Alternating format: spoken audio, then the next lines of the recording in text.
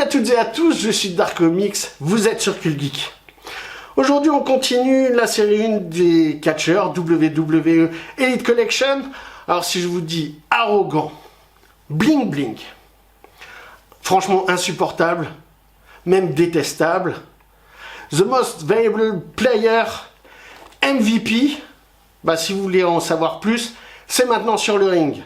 Avant de voir la figurine en détail, on commence par la boîte qui est massive, comme je vous l'ai dit, sur celle d'Edge. Par contre, pour moi, Mattel a eu une très bonne idée en mettant un peu en action MVP, parce que ça permet justement de prendre de l'espace.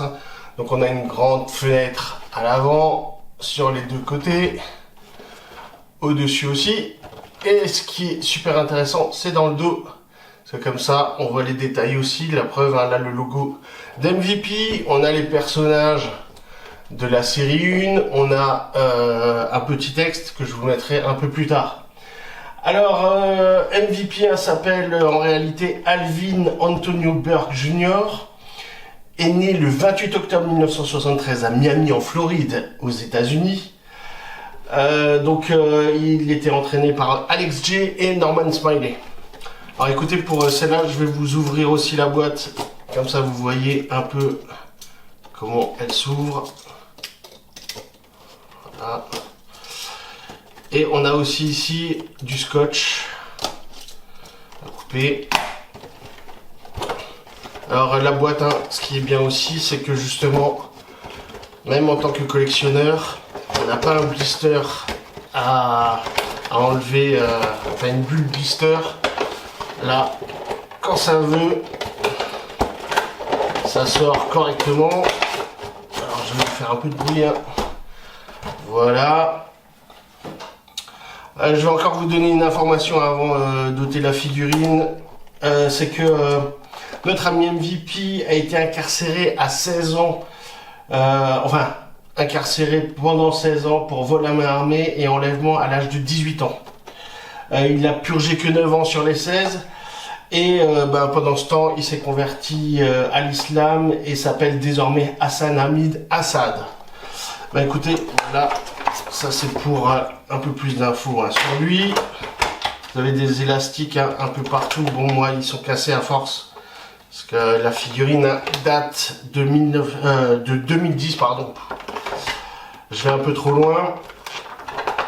Et en fait... par contre, elles sont super bien thermoformées.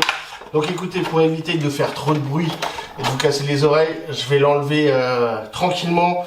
Et je vous présente ça sur le tapis pour avoir l'échelle.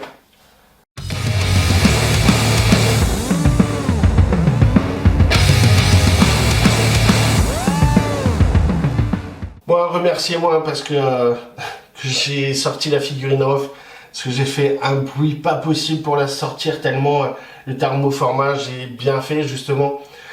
Même si les élastiques sont un peu superflus, j'avais déjà galéré aussi avec Edge. Mais revenons maintenant à la figurine.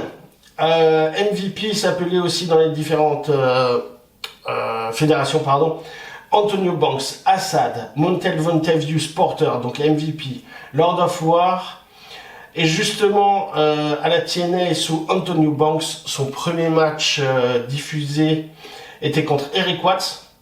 Alors, c'est un catcheur un peu obscur, mais dans les années 90, vous le connaissiez pour faire partie de l'équipe Techno Team 2000. Et à la WWE, son premier match sous MVP, c'était contre Funaki.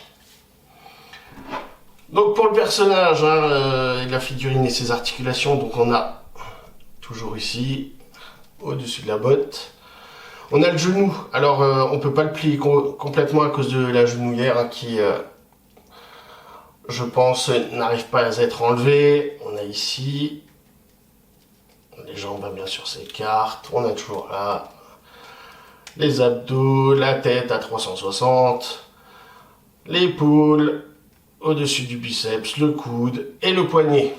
Maintenant pour les détails, on a un logo MVP qui est très bien fait là, je trouve.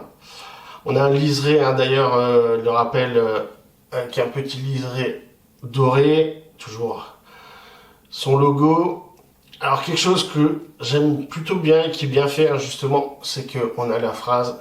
Donc je pense que c'est Protect this ring. Ce qui est un peu dommage, c'est par rapport au joint.